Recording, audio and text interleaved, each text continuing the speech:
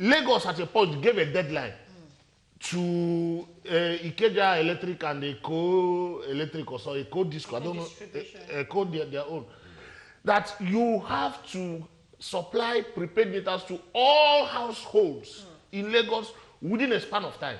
In fact, that was as at the time they were supplying in Lagos. They were supposed to meet, first of all. If you remember, there was a protest in Enugu, in my own state at that time, if you followed the news, where people were complaining for poor supply of electricity when their bill is so much. And this, the Enugu Disco disconnected the homes. It was led to a protest that took them to the government house. Because these people know that they stand to gain more by making consumers pay for what they don't consume. If I'm kept in the darkness for 50% of that's half the month, I am still going to pay what they estimate is the full month. All right, let's bring Mr. Alex. Mr. Alex, because you know that even Lagos State that you're talking about, it's not houses in Lagos State that actually have prepaid meter. Yes, because they negotiate, they know what they did. But if Lagos had enforced it and pushed, okay, this house, you can't disconnect it until you give them what you used to measure their, they will be faster. Mr. Alex, let's hear from you. Well, I think I will start by thanking the National Assembly House of Representatives specifically. At least this will go down in history as one of the masses, bill that they are pushing for. Because before now, they've almost always pushed bills that concerns them. But this, apparently, the masses will benefit more. I haven't said that. I think it is also very wrong because I see what the discos are saying. It's a threat, and I think it is wrong for them to say X, Y, Z will happen if this law is criminalized. We should be criminalized, and which will be criminalized because that is the right way to go. Because you cannot pay for what you do not consume, because that's what is happening. And this is a genre of corruption. We're talking of corruption. This corruption started from ECN to NEPA, and the discos have inherited it. And like my brother here said, they would not want everybody to have prepaid meter. So it takes the government that has the will to enforce it, and that is, and you can only enforce through law. Through law, which is a right step in the right direction. Though there are certain things that should happen, I agree, before you can criminalize this thing. Because we have to look at things from both sides. Do they currently, the discos, have the capacity to provide prepaid meter to everybody? No. For me, the answer is no. No. So if you criminalize now, because it's like putting the cart before the horse. Every home should have the prepaid meter first before you can now say, look, from this period onward, it's a criminal offense to do X, Y, Z. But you are mixing it up. Yeah. Let me respond to your question before I say what I want to say. If every home has a prepaid meter, then this bill is unnecessary. This bill became necessary because these people are not in a hurry. They didn't get their licenses today. They got their licenses since Jonathan was president in 2014 or so. It was a requirement, one of the requirements. And it was a critical requirement saying they don't have the capacity. There was due diligence. You submitted bid. They told you this is the catchment you are going to cover. Ekpoma Disco, Eko Disco, Ikeja Disco, Enugu Disco, whichever disco. There must be, there shall not be. This is an estimated number of households and factories. I'm coming. When I say they don't have the capacity, it's a reality. Even the Minister of Power and State said so, that they don't have the capacity. And he was of the opinion that this should happen first. Whose fault? No, it's a system fault. It's a system thing. So who pays for that? It's a system thing. Pays for that? It's not you and I's fault. So, but I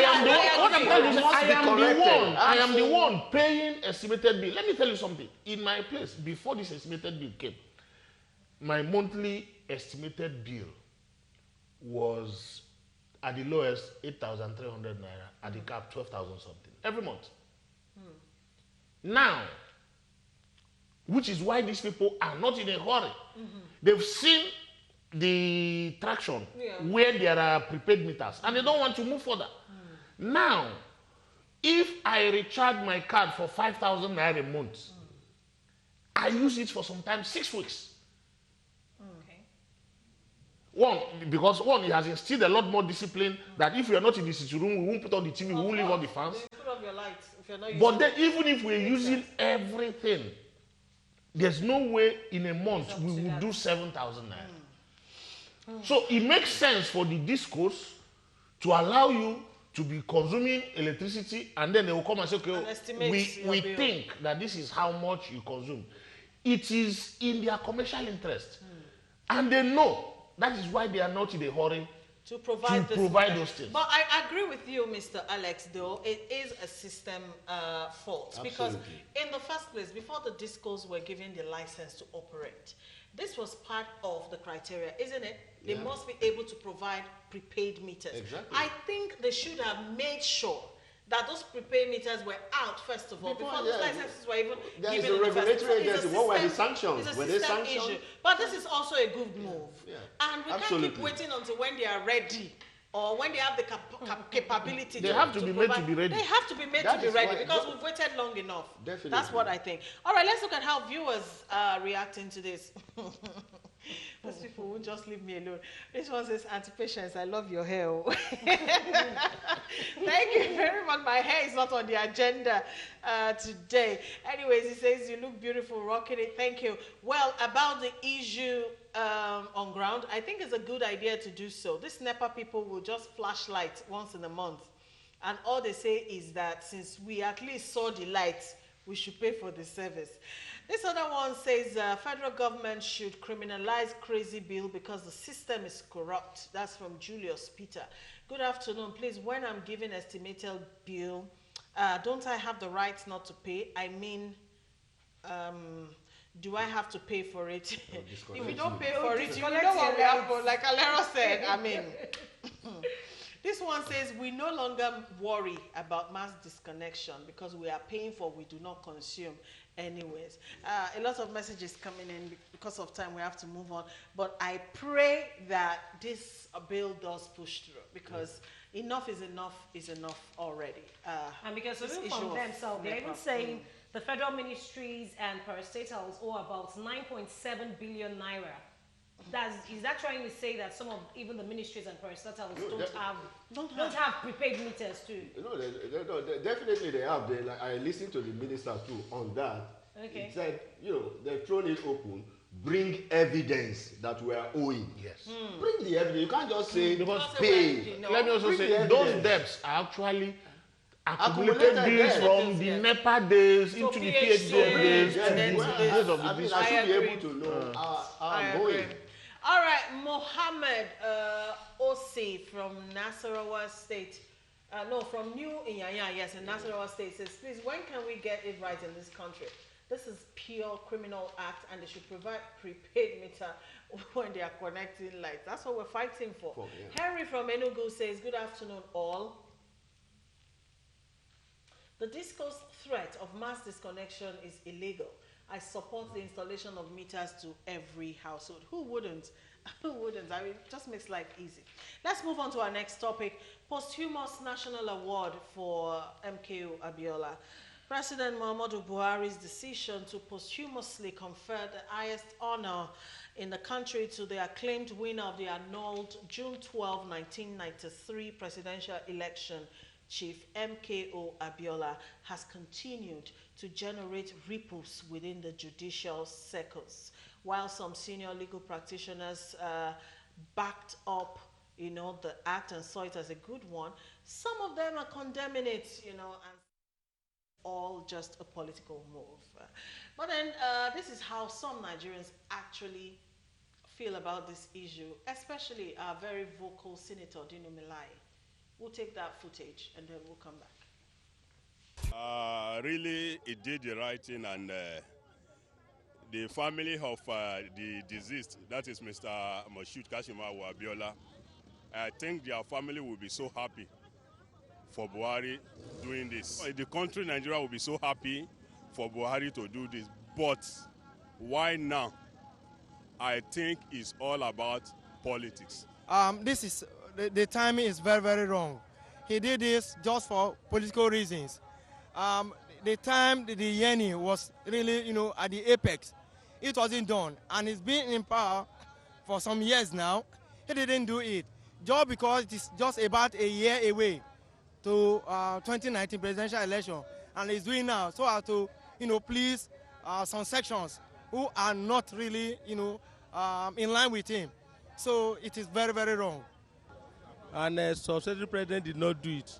And now that he has done it, I'm very happy that at least he has honored him. But I want Buhari to, now that he has balanced the equation because there are crises in the country, I think he used the June 12 to balance the equation because people are started leaving Buhari now. But with this June 12 now, he should also stop the killing in the North Central so that at least people can know that he's serious about the country. Initially, I don't want to vote for him before, but with this one, I can still do something about it. For me, I woke up this morning to see it on news. Seeing it on news this morning make me feel, what is he playing at? The truth, one, first of all, this thing has stayed for, this 2018, from 1993 to date. So obviously we're looking at 25 years. 25 years. Now 25 years, how many governments at that point, how many governments have stayed without saying this? In fact, the recent government, they've stayed 3 years in seat. We just celebrated May 29th last week, which is the regular and generally known Democracy Day. How come there is this June 12th all of a sudden that is formally not being recognized by the federal to be called June 12th? So which means we stayed a holiday last week and we're going to stay another one next week. We're a country of, I think generally everybody's lazy practically. We are lazy up there because there are countries who don't take holiday the way we do. I know that there's going to be another holiday next 2 weeks or late next week for the Islamic system. So no, we just have Democracy Day last week. How are we going to tell the international community that we're having another Democracy Day next week? The law of the land, Mr. President, remains the law of the land. 2 that I read, Mr. President, states that, subject to paragraph 2 of this article, a person shall be eligible for appointment to any rank of any order unless he's a citizen of Nigeria. A dead man is not a citizen of the Federal Republic of Nigeria. Mr. President, Mr. President, when those who are alive, that's why they issue certificate of death. Secondly, Mr. President, we should not be emotional about these issues. The law remains the law. 3.2, Mr. President, said that subject.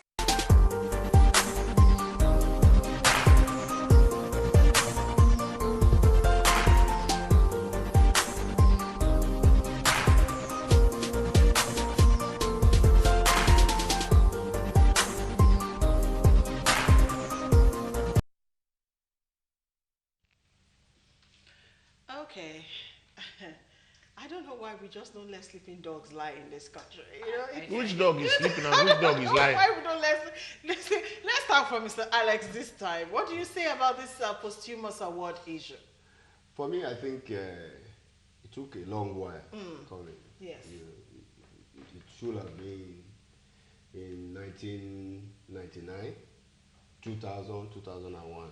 So, and we've all seen, I've watched a lot of theatrics, from the Senate, from Nigerians, people giving different interpretation to it. But the bottom line, this is the right thing to do.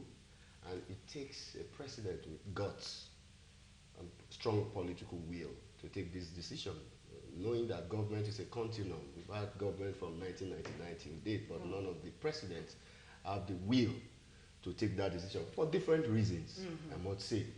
And the sad thing for me in this whole commentary, I see the tendency of some persons from the Southwest to want to pigeonhole this whole thing into a Southwest thing. I listened to the comment of a very senior member of Afenifere who said that the President Buhari should not take Yorubas for a fool. You understand? June 12th is not a Yoruba thing. It's a national issue.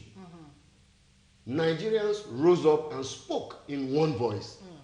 whether from the north, from the west, from the east. So trying to make it, even in 2018, still making it a Yoruba thing. Yeah. You are insulting. I'm not a Yoruba man. I am an ardent believer in June 12th. I am not Yoruba. I participated. I remember I queued in the rain to vote. So, yes. So when the Yorubas should not just insult us, not the Yorubas, I'm not generalizing. Saying, they should not insult the Yoruba, it's not a Yoruba thing, it's a Nigerian thing. And the person who has taken this decision is not even a Yoruba man.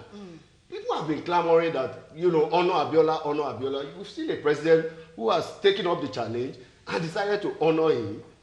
And some persons are saying, oh, it's for political reason and all of that. The timing is wrong.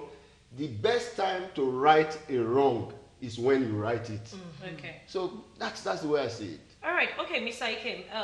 Sometimes last week, too, when this news actually broke, we actually saw the Senate coming out to say that INEC, then it was called NEC, they should come out and release the results and announce the results, whereby declaring the late MK Abiola the actual winner of that particular election. Yeah. How do we get to see this playing out coming from the Senate? Everybody wants to add their own voice to what is a very strong national conversation. It's like a big meat with dope on the table. Everyone wants to cut a very sizable, relevant chunk of it. What we have now is the Independent National Electoral Commission. What Humphrey Moose supervised that election was the National Electoral Commission. Yes. Between the NEC and the INEC, there have been gaps. That election was annulled. Nobody annulled. To annul something is to declare that it never existed. Yes. If anybody has de-annulled that election, that wasn't part of what Buhari has said. Because once they de-annul it, it means that there must be a process to recognize Abiola as a former president of Nigeria. So looking at and we already know the total results, the tally for that election. No Nigerian who followed June 12 from the day it happened to date will claim that the whole election results were not made available. In any case, if you have seen 90% of the results that Humphrey Mosu released before the military eventually effectively stopped him, you have seen it all. But my point about pointing out, this thing is a national conversation. In any case, what happened to June 12 was political. Babangida, for reasons best known to him, made sure that Abiola didn't get the benefits of the victory. When Shoneko took over as interim national government, he sat on it until Abacha took over. And if you know, there were expectations that within the first 6 months of his administration, that he was going to swear Abiola in. It didn't happen until 94 when Abiola now came and made the famous Ekpetedo declaration that eventually led to his arrest and imprisonment until he died. So everything happened around June 12 in the space of politics. So resolving it, giving even Obasanjo, when he announced May 29th as a democracy day, it was actually to get back at the Southwest leaders who had been observing June 12 as holidays in all the states in the Southwest, which was politics, to dilute the importance of that holiday. So if annulling June 12 was politically motivated, declaring all the other steps taken to dilute its influence and power and relevance was politically motivated, I think it won't be too bad to even give Buhari credit for playing around the same ecosystem of politics to address some of these wrongs. Okay. And we actually saw, sorry, Patience, during the last administration, we actually saw where President Goodluck Jonathan, then the former president there, actually wanted to give the name, was it Unilag or Durable, wanted to change University the name of to Lagos. Moshood Abiola, and there were lots of brouhaha that actually came towards that time. So, okay, you have something to say. Those who fought for June 12, who are still alive, those who followed the story will agree, and I did agree, that it was tokenism. It was like using 5 kobo to pay you back for a debt of 5 million. it just didn't go far enough. And certain legacy schools like that, we're also fighting because the brand around Unilag is strongly built around the name Unilag. Changing the name at that point would dilute that brand so significantly. It nearly happened in UNN during the politics of Abuja, and they wanted to name the Abuja University, University of Abuja, University of Nigeria, Abuja, then use UNN as Nnamdi Azikiwe University. And those who understood, the old students, the alumni of UNN, moved fast. I said, okay, let's not allow this thing. This thing will dilute our own brand. And they quickly gave ASUTEC, that is the Anambra State University of Technology in Awka then, and changed it to Nnamdi Azikiwe. They gave the title. And gave that name. That effectively put they gave the title. So it's Stalinism. I agree with Stalinism because, and also President, former President Goodluck Jonathan knew it would not work. Okay. So it's just, he knew it will not work. Because that's why it wasn't enforced. First you did it without consultation with the university, the senate, the alumni. It's just like throwing it out there. Let's see how they react. And that's why the government didn't push it. Exactly. They didn't push it. And another question now on the lips of a lot of Nigerians will be the handover date now. Is it going to be June 12th, 2019? No, it's May 29th. May 29th. The federal government declared that. So we're going to have like two public. Okay. No, that's don't go that It must not be. And it's not this year. The holiday, tomorrow there is no public holiday. There is. Lagos State. No, they've been doing that. Lagos State, most Southwest states. It has always been doing that. Okay. No, what happened was that even the announcement by the presidency has given Philip to the holidays previously declared by the Southwesterners. But I think probably from next year, there has to be a bit of reconciliation so that maybe May 29, they will just quietly hand over and then not declare a public holiday. But Nigeria's Democracy Day will now move to June 12th. I'm not holding the handover, the Senate, they've come out, part of their resolution is that May 29 will remain handover date. It's a resolution of the Senate. Will remain handover date. Democracy Day is June 12th. In recognition of the struggle. I trust our Nigerians. May 29th, June 12th will be public holiday. Whether you like it or not. All right, let's look at feedbacks from our viewers. Sheyi from Kaduna says, in my opinion, the president is only doing this to gain favor of votes from the Southwest in 2019. It will be sad to see that they fall for it. They, of course, meaning the Yoruba nation. If you ask let me say something about this. Southwest People are using emotional blackmail to push. I mean, for me, it is politics. I am happy that finally the name MKO Abiola will be immortalized. Even though the move is sort of shady. Every Nigerian feels that way. It has been done. If he did it the very first week he came in, they will still read political moves. Yeah. Exactly. This is now our reality. This is where we are right now. All right, this is simply a political stunt.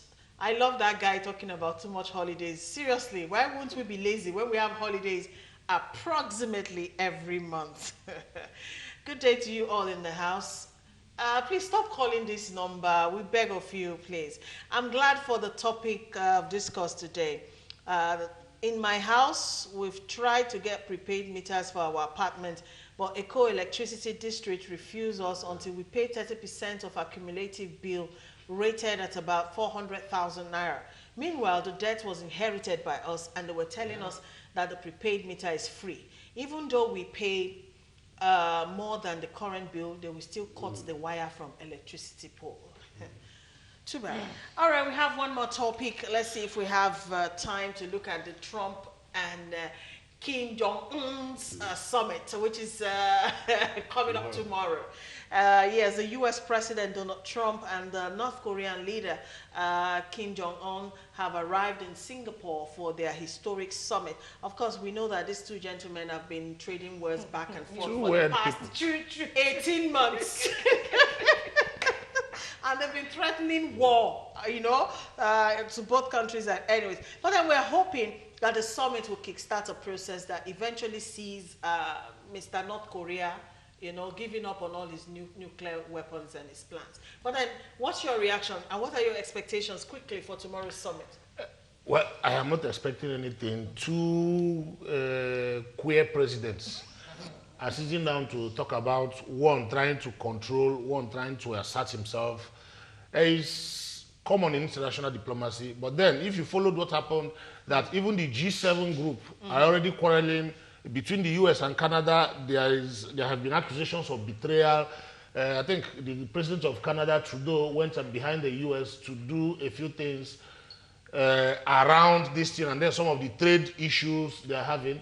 Whatever they agree, I expect that North Korea will, in principle, agree to denuclearization. The first meeting he had, the historical meeting between him and the president of South Korea, told everybody in the world the direction the conversation was going to go. Okay. How US maximizes the opportunity is now up to them. Is Up to Trump. them. Yeah. Quickly, Mr. Alex. Yeah. For me, like you said, there are America, Trump. This is just like father and son meeting because Donald Trump is 70 something. Kim is 35. Much so younger, Donald Trump yes. can father Kim. So, but these are two people, you know, going towards the extreme. America wants at least two things on the table, which is the denuclearization issue, which I suspect Kim knows that it's gotten to the end of the road because it's a global thing. It's not a US thing because it's a threat to the world peace. At large, so it's a global thing. So he knows. But he's trying, and US also want to bring in the issue of human rights abuse to the table. Kim does not want that. You know, North Korea is a secretive state. Yes. It's a closed society. Yes. There is so much human rights abuse going on there. Internally. And America wants that discussed too. He does not want it. He just wants the issue of the denuclearization and then economic Looking support. for a soft landing. Economic support for North Korea and then security guarantee. No US intervention. Because that country is actually impoverished. Yes. No, it's a poor country. It is a poor country. So that is the I hope we also know that a lot of the information we know about North Korea come from the same US. CNN, nobody knows except through the media, the Western media. Yeah. We had this thing when China was growing and developing. US saw them as a threat and they were pushing out information, anti-China information, until China opened up to the world. And when they opened up, it was a new China developed and ready to compete with the US. So I'm not saying that there may not be human rights abuses, but they may not be as bad as the Western media has been taking. Well, there are testimonies by citizens themselves, you know, I mean citizens of North Korea come out to testify to this. Who have escaped. Yeah, exactly. Who have escaped. But the main thing really for me is the threat to the world, this nuclear issue. If they take that off the table and resolve it amicably, which I suspect they will. Well, let's just get it because that's just Trump's belief. He believes that they will be able to just get sit down and have a round. All right, our time is fantastically up on the show once again. And Julius Peter from Lagos is saying, I pray for God of peace among the two of them. We are praying with you, Peter. We hope this ends well. Thank you so much, Mr. Alex Enyego. Did I get it right? Enyego. Forget the G. Oh, Mr. Alex Enyego. Thank you so much, sir, for joining us. He's a filmmaker and a politician.